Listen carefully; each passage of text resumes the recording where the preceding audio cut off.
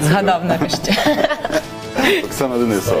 Осман Пашаєв, останній блок на сьогодні, як його справедливо охрестив Осман Яндекс Шмандекс.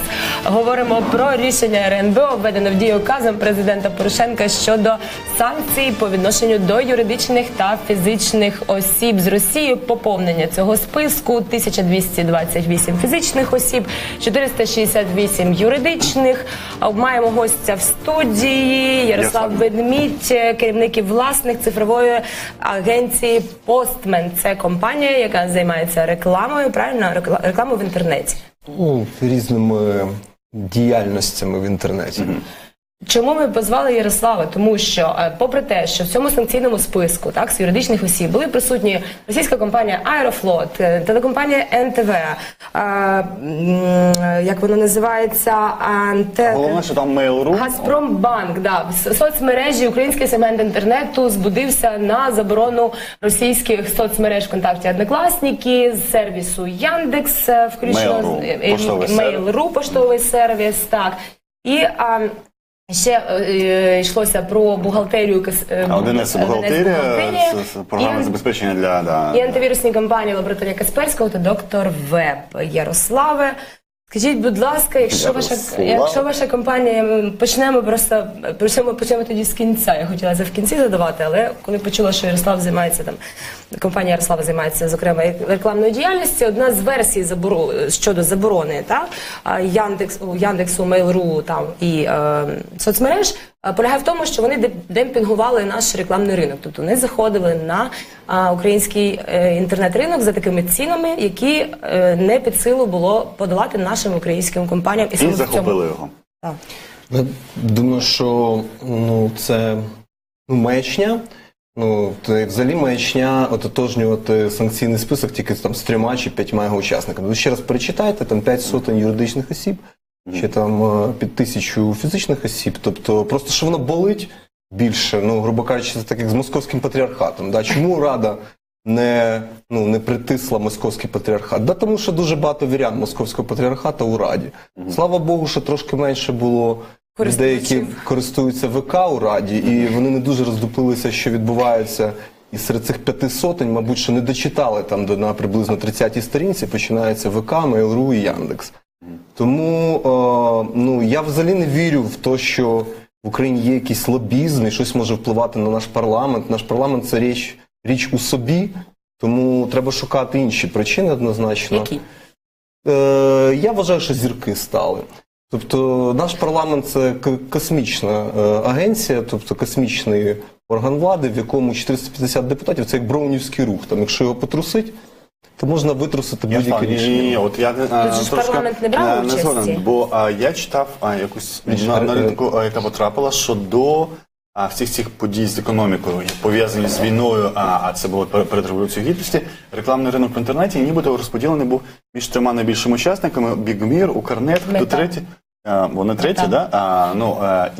Але після того він спочатку згорнувся, а потім вже на демпінгових цінах Mail.ru потрапив до рук росіян. Дуже, по-перше, частка росіян на рекламному ринку, вона смішна. Той самий Яндекс в перший же день, коли його заблокували, зробив, оскільки він торгується на міжнародних біржах, то те, що вони зробили, зразу заспокоїли міжнародних інвесторів, що частка українського ринку мізерно смішна в нашому бізнесі. І це їх врятували їхні акції, які впали тільки на 3%. Не зробили б цієї заяви, падіння було б більшим. Ми на рекламному ринку кажемо також, що Яндекс, це смішно. Може там підібрати трошки якусь аудиторію, яка нам обходилася дорожче, ніж аудиторія, яку ми брали з Гугла і з Фейсбука. Величезна проблема російських сервісів – це, власне, те, що це брудні сервіси з точки зору користувачів, які там є. Наприклад, той же ВК офіційно каже, що у них близько 40 мільйонів реєстрацій з України. Українська аудиторія оцінюється там в 23-27 мільйонів користувачів, що є об'єктивними даними. Просто навіть якщо ми ці цифри візьмемо, 2 заяви самого ж ВК по кількості реєстрацій і співвіднесемо їх з українською аудиторією або з місячною аудиторією, як каже ВКонтакті, 16 мільйонів, інші дані показують 12-13 мільйонів місячна аудиторія.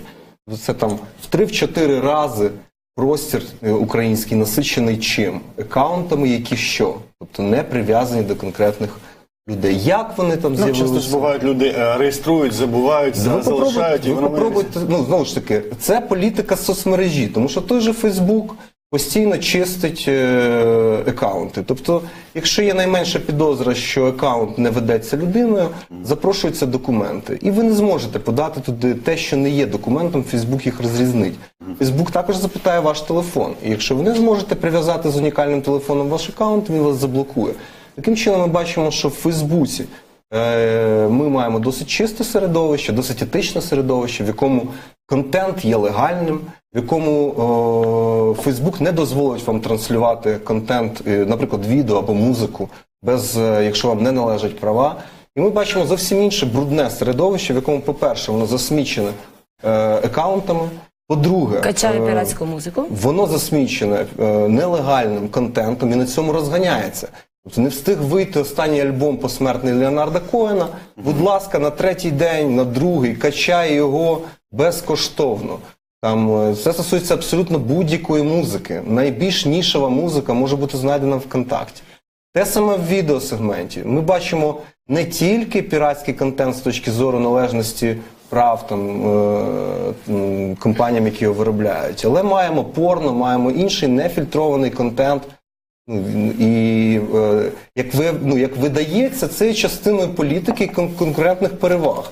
Тобто відсутність правил гри на території Росії точно. Експортується. Порно вас бентежить як неналежне авторське право, чи як порно? Мене порно не бентежить, мені порно подобається. Але я просто запитав, проблема ВКонтакті, в контексті авторського права, чи... Проблема ВКонтакті в тому, що він не фільтрує не мій доступ до цього. Я, слава Богу, знаю прекрасні сервіси, в яких можу користуватися всім, що мені подобається в цій сфері.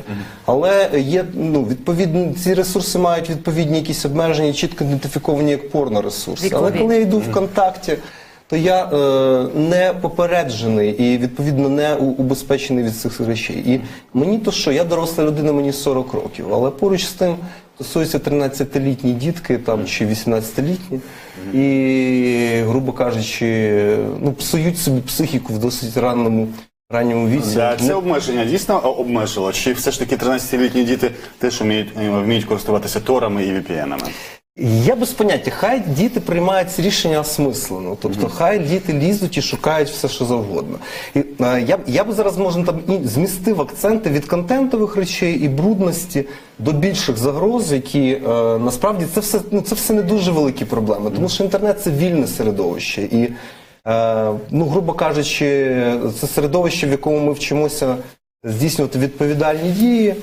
І it's окей. Тобто, порно, безкоштовний піратський контент, може це навіть добре. Більшою проблемою видається, що це є... ФСБшні бази даних. Це не ФСБшні бази даних. Тобто, це бази даних, які веде будь-яка IT-компанія. Тобто, це нормально. Тобто, качати дані і використовувати їх для алгоритмізації, використовувати їх для того, щоб покращувати алгоритми, покращувати, знову ж таки, видачу того чи іншого контенту для своїх користувачів. І це робить Facebook, це робить Google, це робить Amazon, це роблять, в принципі, всі продвинуті компанії. Вони збирають дані, на основі них покращують свої сервіси, покращують свої продукти і навіть запускають, там, як Amazon, там, рітейли чи роботів-помічників домашніх, які voice-ом керуються.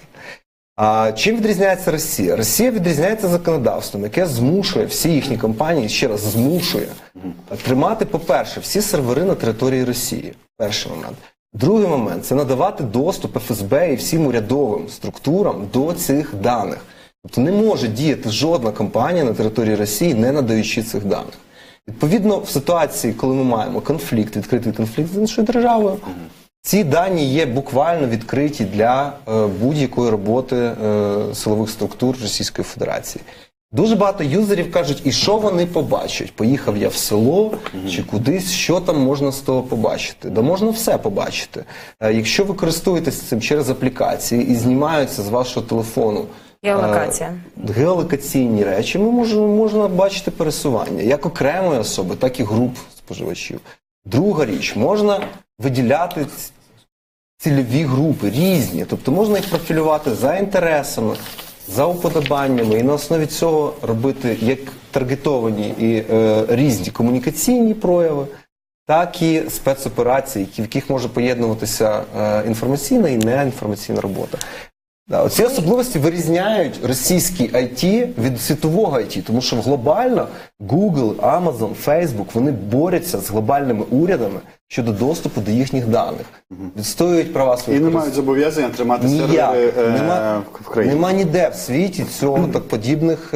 Більше того, ми бачимо, як бізнес тікає від держав, як вони переміщують свої фінансові центри в Дублін, тому що Ірландія створює відповідні ліберальні фінансове законодавство. Ми бачимо, як вони переміщують буквально глобальний бізнес, глобальний IT рухається за свободою. А російський IT, він фактично злився з державою, злився з ФСБ і є єдиною ціллю. Ми повернемося, Ярославе, до цієї розмови за кілька хвилин, тому що у нас є зараз скайп, ми хочемо включити. Максим Семеневський, співзасновник Українського кризового медіа-центру. Добрий вечір, Максиме. Добрий вечір. Я думаю, що ви чули частково наш ефір. Я не буду питати, чи підтримуєте ви заборону Яндекса, ВКонтакті і всіх інших. Ми всі це підтримуємо, але питання в тому, чи вважаєте ви, що причина заборони введення санкцій щодо цих компаній є суто ідеологічна, або вона продиктована якимось бізнес-інтересами, наприклад, тим, що вони демпінгують український ринок? Ну, я, чесно кажучи, не бачу жодної причини тому, щоб вважати, що заборона в якийсь спосіб пов'язана з якимись бізнес-інтересами. Україна перебуває в стадії війни з Російською Федерацією. Я думаю, що тут немає жодної причини взагалі думати про якісь речі, окрім того, що на цьому етапі Україна себе захищає, робить правильно. Єдине, про що я можу сказати, що це рішення є дуже запізнілим. Це треба було рішення приймати ще весною 2014 року. От я теж хотіла спитати, тобто, і знову ж таки, рішення введено наказом президента, рішення РНБО. Це дає можливість, як мінімум, Росії подати до міжнародних судових інстанцій щодо України. Чи ви вважаєте такий шлях правильним, як спеціаліст? Чесно кажучи, я не знаю, з приводу чого може подавати країна, яка напала на країну, подавати судові інстанції. Я думаю, що це якісь... Ну, я не є фахівцем, насправді, з юриспруденції, з міжнародного права, але мені здається, що виглядає дещо... І навіть якщо подавати, я тільки втішуся цьому фактові, тому що я думаю, що в цій ситуації країна і додаткові бонуси повинна буде захищати свою позицію, доносити світовій спільноті свою позицію, пояснюючи те, в який спосіб Росія використовує соціальні мережі, зокрема в своїй діяльності на території України. Тому що дуже багато міжнародних правозахисників на сьогоднішній день відстоюють позицію Росії, говорячи про те, що Україна неправомірно припинила, фактично заборонила діяльність російських соцмереж на території України, і вони дуже часто порівнюються з тим, як, наприклад, Китай, Іран чи Туреччина забороняють деякі міжнародні діяльність міжнародних компаній чи діяльність соціальних мереж міжнародних на своїй території. Але коли мова йде про ці країни, яких я щойно назвав, то, як правило, мова йде дійсно про обмеження свободи слова, про недопуск якоїсь інформації до жителів своїх країн. У нас же ситуація йде зовсім інша. Максима, можна одне запитання від мене? Навіть в Туреччині, де яку згадали, я просто про неї більше знаю, де ви кажете про обмеження свободи слова, все ж таки до 2014 року всі заборони проходили через судові рішення. Чи не є небезпечним сам прецедент без судових рішень забороняти? Забороняти без судових рішень – це, напевно, не найкраща ситуація, але, знову ж таки, Туреччина не перебуває в стадії війни з Сполученими Штатами. Соціальні мережі, наприклад, Facebook чи YouTube, які заборонялися свого часу, по-моєму, Facebook ні, але Twitter точно заборонявся часом території Туреччини, вона не перебуває в стадії війни з Сполученими Штатами. Ми зараз говоримо про те, що ми в стадії війни з Росією. І насправді наше українське законодавство передбачає навіть деякі обмеження свободи слова під час введення військового стану на території країни, воєнного стану. Тому, в принципі, я думаю, що взагалі порівнювати нинішню ситуацію в Україні з тим, що відбувається в інших країнах, це неправильно. Щодо того, чи можна було це зробити через судові якісь процедури, так, можна було, але це передбачало внесення змін до українського законодавства. Внесення змін до українського законодавства передбачає доволі довгий період часу. Це означає, що, наприклад, ті ж самі російські соціальні мережі були б значно краще готові до цієї ситуації і змогли б в якийсь спосіб пом'якшити наслідки дій, які станом на сьогоднішній день була Україна. Дякую, Максиме. Максим Саваневський, співзасновник Українського кризового медіа-центру, був з нами на скайпі. Повертаємося до студії. Ярославе, от ми поки говорили, я хотіла це питання Максиму поставити, але оскільки ми обмежені в часі, нам треба ще одне включення, то поставлю його зразу вам. От я прочитала, автомобілісти скаржаться на те, що Яндекс.Пробки, Яндекс.Навігатор – це був найкращий сервіс, що Google сервіс подібний до нього не дотягує. Що Waze той же висить. Да. А РНБО каже, що, значить, можуть шпигувати вони через Яндекс.Навігатор і Яндекс.Пробки, тому що значить, не потрібно, каже РНБО, тоді, якщо є Яндекс.Навігатор, не потрібно Росії, каже, ні агентура, ні супутники, значить, ні розвідники, тому що Яндекс в режимі онлайн... Самі все доповімо. Так, в режимі онлайн показує стан доріг і мені стало смішно, от правда, тому що не потрібно, у них і так є агентура, у них і так є супутники, так? Чи вважаєте ви, що Яндекс.Пробки завадить Росії шпигувати за українськими автошляхами, і напасти на Україну? Супутники, хорошо, є супутники, я не знаю, скільки їх у Росії, до речі, тобто система з GPS, як відомо, належить Штатам. І я не знаю, як добре розвідка Росії працює через супутники, але користувацький пристрій смартфон, ми зараз маємо бум смартфонізації в Україні, тільки за минулий рік 4 мільйони українців прикупили смартфони. І зараз десь половина населення користуються цими девайсами. Ці девайси працюють в дві сторони, як в скачку, так і відправку всієї інформації. Ви надаєте доступ до себе. І, відповідно, сервіси і аплікації, які ви використовуєте, віддають розробнику всю інформацію. Він може відслідковувати, як по кожній окремій історії, всі переміщення. Якщо вони з'єднані з платіжною карткою, він може розуміти більше. Він може розуміти ваші персональні дані, зв'язані не просто з вашим номером телефону і з девайсом. Можна мені одразу запитання?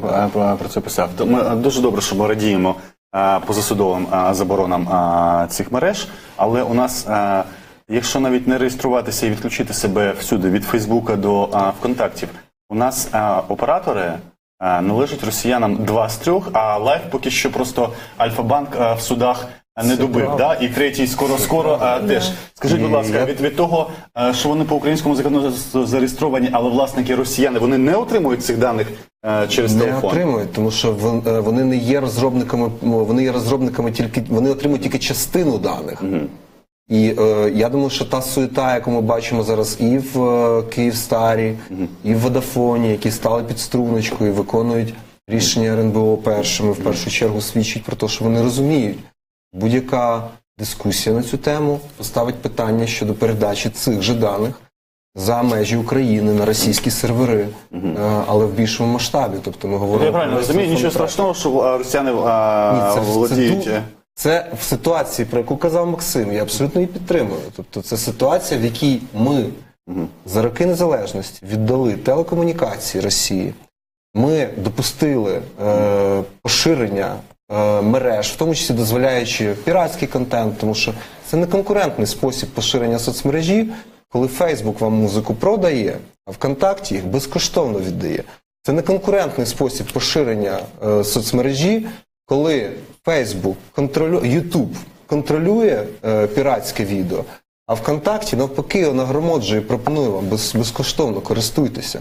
Це все тільки на підставі неконкурентних дій, то, що каже Максим, мабуть, бо якби були суди українські, не такі, як у нас є, мабуть, би ми могли за роки незалежності обмежити або й повністю заблокувати поширення російських IT-продуктів просто на базі порушення не тільки українського, але й світового законодавства. Я хочу просто ще один контекст ввести, що це не українські події. Оце свіжий номер журналу Wired. В нього навіть дата 6-17, тобто він в Британії тільки почався продаватися.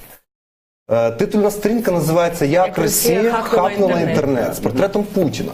10 сторінок – це велике журналістське розслідування, в якому розказується сторінка за сторінкою, як Росія хакнула спочатку значить, нідерландський референдум.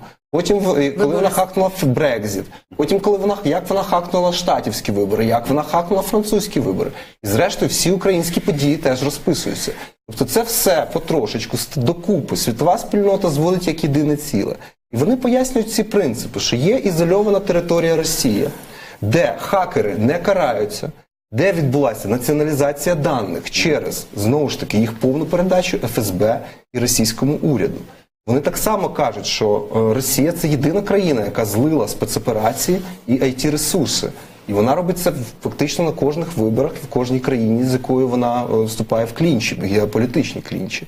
Вони також приводять конкретні історії, наприклад, про Дурова, якого засновник ВКонтакті, який був вимушений вийти зі складу ВКонтакті на запитах ФСБ щодо доступу до даних. А ми знаємо навіть, що це стосується Євромайдану. Тут дослівно проводяться розмови Суркова з Яндексом, який ще в 2008 році почав розбиратися, що ж там і до чого, і почав фільтрувати новини. Тут буквально наводяться цитати, що оцих і оцих і оцих новин нам не потрібно. Це все в міжнародному журналі Wired. Тому ми кажемо, що Україна тільки частина цього контексту, і що Росію чекають дуже серйозні міжнародні наслідки. Вплоть до того, що її програмні рішення і продукти будуть ізольовані в межах цієї країни. І для українців небезпечно з цієї точки зору підсідати навіть на 1С. Тому що завтра це буде локалізована історія всередині Російської Федерації. Ми повернемося знову через кілька хвилин. Маємо телефоном зв'язок. Радник голови МВС Антон Геращенко має бути на зв'язку. Добрий вечір, Антоне. Дуже погано. Дуже так добре вас чую. Скажіть, будь ласка, я просто прочитала про питання щодо введення відповідальності за невиконання рішення РНБО стосовно санкційного списку нового, і там в МВС повідомленні було написано, що саме ви є одним з розробників законопроекту з цього приводу. Розкажіть, які зміни, на вашу думку, мають бути внесені в законодавство для того, щоб ця відповідальність настала для тих, хто не виконує рішення? Во-первых, должен быть принят закон Украины, в котором будет описано, какой конкретно контент в интернете является вредоносным для национальной безопасности Украины. Это призывы к плаванию державного устроя Украины, это призывы к расчленению территории Украины однозначно, это призывы к террористической деятельности против Украины, найму террористов незаконно вооруженных формирований и их финансирования. На сегодняшний момент такие критерии в законодательстве прямо не определены. Там не должен быть определенный государственный орган, власти единый, будет принимать какие решения, или же это будет суд, и орган, который будет их внедрять в жизнь. То есть контролировать то, чтобы интернет-пространство Украины было закрыто от подобных органов, от подобной негативной информации. Часто критики данных действий правительства и президента заявляют, что вот мы уподобляемся там, Китаю или там, каким-то тоталитарным странам Северной Кореи. Это не так. Есть целый ряд арабских стран, например, Арабские Эмираты, современное перспективное государство. У них интернет также заблокирован от любых призывов к терроризму. Потому что в Арабских Эмиратах, успешно развивающемся арабском государстве, не хотят, чтобы граждане видели призывы к терроризму, к вступлению в исламское государство ИГИЛ, к террористическим актам против своего государства. Это совершенно разумно и взвешенно. Антоне, як ви вважаєте, покарання має бути в цьому законі адміністративне чи кримінальне? Это нужно взвешивать, что там мнение специалистов. Я считаю, что достаточно административного наказания для этого. Хотя в некоторых государствах, в том числе Южной Кореи, которую тяжело упрекнуть в неразумности, там есть уголовное преступление, если ты пытаешься зайти на сайты Северной Кореи, которые пропагандируют и распространяют информацию о вреде Южной Кореи. А какие Сейчас, сайты Южной Кореи, Южной если Кореи? ты попробуешь выйти на площадь и заявлять о том, что ты являешься сторонником идей Чечни, то можешь получить лишение свободы. Антон, я перепрошую, а можна я уточню? Все ж таки передбачається покарання для користувачів чи для провайдерів, які не обмежили доступ? Ви про кого маєте на увазі? Законодательство, которое бы наказывало за нарушение законодательства в области блокировки интернета. Поэтому говорить о том, что будет, пока нет смысла. И должен разрабатывать. Зрозуміло. Дякую, Антон. Антон Геращенко, радник голови МВС, був у нас на телефонному зв'язку. Повертаємося до розмови з Ярославом. Скажіть, Чи ви вважаєте ефективним дане рішення РНБО в контексті того, що і ВКонтакті, і в Однокласники, і на Яндекс можна зайти через анонімайзер, наприклад? По-перше, зараз знову ж таки інтернет стає таким простором, де навіть найменша незручність для користувача означає, що він шукає там аналоги. І навіть якщо люди будуть з ідеологічних чи якихось причин намагатися обходити, це буде невелика частка українців. І, грубо кажучи, я не бачу це великою проблемою. Так само ми побачимо, що глобальні сервіси, вони будуть покращуватися на території України, коли там стане більше користувачів. Тому що це все алгоритми. Тобто, чим більше користувачів використовують замість Яндекс.Пробки Google карти, тим краще вони вам показують, де зараз можна проїхати, а де не можна. І, в принципі, якщо ви слідкували за перебігом, як ця ситуація розвивається, то навіть за останні буквально тиждень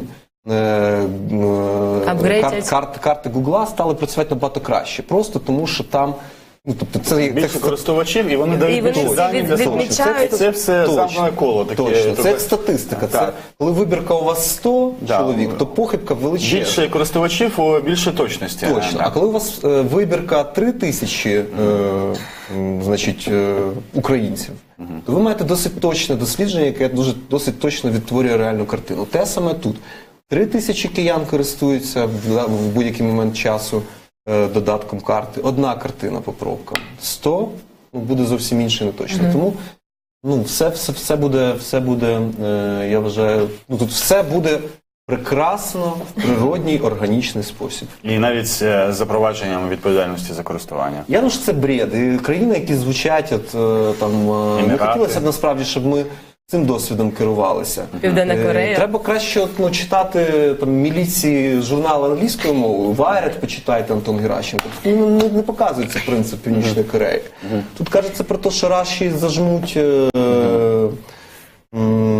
оті штуки, зажмуть по іншим причинам. По причинам, ще раз, зневаги до західних цінностей, по причинам порушення законодавства про авторські права, і по причинам втручання в вибори, і по причинах взрощування хакерських груп, які атакують глобальні центри і глобальні країни, це з території Росії. Оце 4 причини, по яким Рашу будуть зажимати.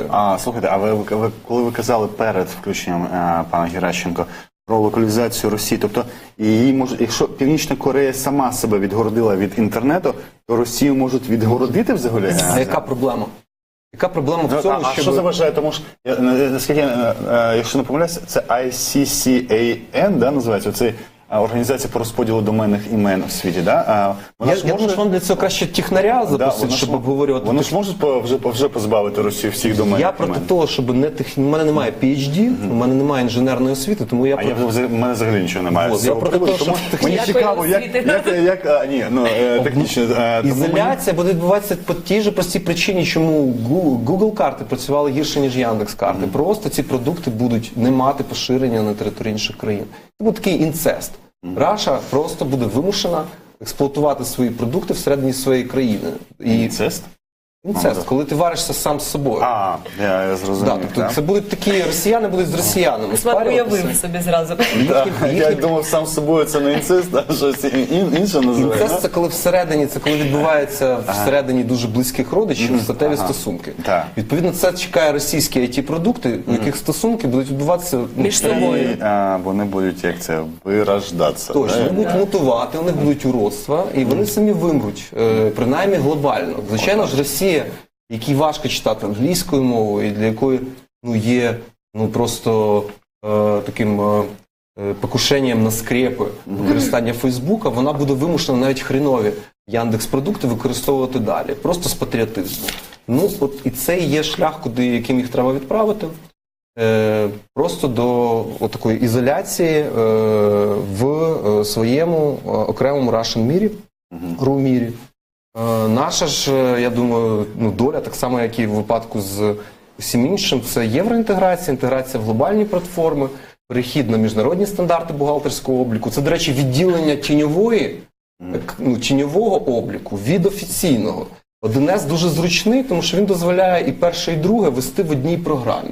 Безумовно, що ніде в світі нікому в голову не прийшло би сумістити ці дві історії в одному програмному продукті. Безумовно, з цієї точки зору бухгалтери хочуть залишитися на цьому, тому що правди нема куди діти. Безумовно, велика кількість українських компаній ведуть і тіньову бухгалтерію, і офіційну. 1С – найкраща програмна платформа, безумовно, для цих операцій. Але я думаю, що такі незручності повинні теж поставити і законодавців перед дискусією, чи не потрібно нам змінювати національне законодавство щодо виведення з тіні бухгалтерії не тільки репресивним, але і стимулюючим. І переходу на міжнародні стандарти бухгалтерського обліку, і звітність міжнародну і так далі. Тобто все це буде робити, отакий тиск, така незручність, буде робити нас частиною цивілізованого світу. Ярослав Ведмідь називається компанія. Керівник і власник цифрової агенції «Постмен» був у нас у гостях. Який повністю Дякуємо. підтримує навіть позасудове закриття всіх російських мереж, компаній і продуктів. І не він один, ми всі це підтримуємо. Да, і ви підтримуєте. Я підтримую, але за судовий процес, щоб не створювати прецеденту на майбутнє, на всяк випадок. Згодна. Але які прогнозує всім російським продуктам виродження через інцест. От і читайте Wired, що каже він. Це окрема пропозиція для Антона Геращенка. Ми виходимо з ефіру, повернемося в середу о 7 годині А вечора. зараз новини. Завтра Ірина Романівська, Дермат Чабаєв. Давай же розкажемо про наших колег. А ми в середу дочекайтеся.